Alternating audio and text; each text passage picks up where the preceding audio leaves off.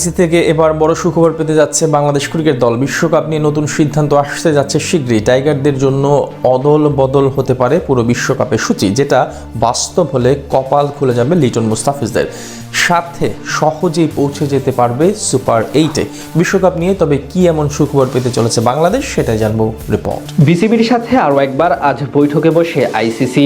প্রায় 1 ঘন্টা আলোচনায় বেশ কিছু প্রস্তাব দেয় ক্রিকেটের সর্বোচ্চ নিয়ন্ত্রণ সংস্থা, কিন্তু সেগুলো উপেক্ষা করে নিজেদের সিদ্ধান্তে অনড় থাকে বাংলাদেশ ক্রিকেট বোর্ড। সাফ জানিয়ে দেওয়া হয় ভারতের মাটিতে বিশ্বকাপ খেলতে যাবে না টাইগাররা। আর এই সিদ্ধান্ত জানিয়ে দেওয়ার পর এখন নতুন করে ভাবতে হচ্ছে আইসিসিকে, আর সেখানেই এবার বড় পরিবর্তন আনতে পারে তারা। বিশ্বকাপে বাংলাদেশকে খেলানোর জন্য বড় সিদ্ধান্ত নিতে হতে পারে আইসিসিকে। সেটা হলে কপাল খুলে যেতে পারে লিটন দাস বাহিনীর।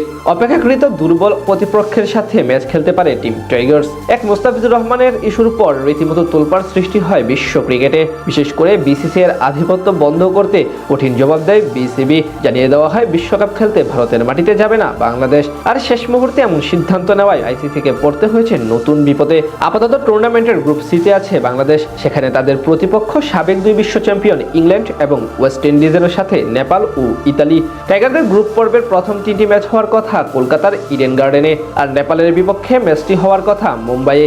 যেহেতু এই মুহূর্তে বাংলাদেশ ভারতের মাটিতে যাবে না, তাই যদি ভেন্যু পরিবর্তন করতে হয় তবে সব প্রতিপক্ষের ম্যাচগুলো সরাতে হবে। সেখানে ইংল্যান্ড, ওয়েস্ট ইন্ডিজ, নেপাল ও ইতালির অনীহা থাকতে পারে, কারণ তারা ভ্রমণ ক্লান্তি নিয়ে ম্যাচ খেলতে চাইবে না। তাই এখন বিকল্প ভাবতে হচ্ছে আইসিসিকে। সেক্ষেত্রে আপাতত বাংলাদেশের ম্যাচগুলো শ্রীলঙ্কায় সরিয়ে নেওয়ার পাশাপাশি গ্রুপ চেঞ্জের কথা ভাবছে তারা।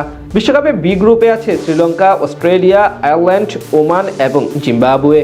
যে গ্রুপের ম্যাচগুলো হবার কথা আছে শ্রীলঙ্কার মাটিতে, তাই এখন প্রতিপক্ষ পরিবর্তন করতে পারে আইসিসি। গুঞ্জন আছে এখান থেকে অস্ট্রেলিয়াকে নিয়ে যেতে পারে বাংলাদেশের বর্তমান গ্রুপ সিতে, আর টাইগারদের আনা হতে পারে বি গ্রুপে। এতে করে তাদের সবগুলো ম্যাচ শ্রীলঙ্কায় আয়োজন সম্ভব হবে। সেটি বাস্তব হলে কপাল খুলে যাবে লিটনদের। প্রথমত এই গ্রুপে তখন 2 বড় দল হবে বাংলাদেশ এবং শ্রীলঙ্কা। তাছাড়া শক্তিমত্তা বিবেচনায় এই 2 দলের চেয়ে অনেকটাই পিছিয়ে আয়ারল্যান্ড, ওমান এবং জিম্বাবুয়ে। সেখান থেকে সুপার 8-এ কোয়ালিফাই করাও সহজ হয়ে যাবে তাদের জন্য।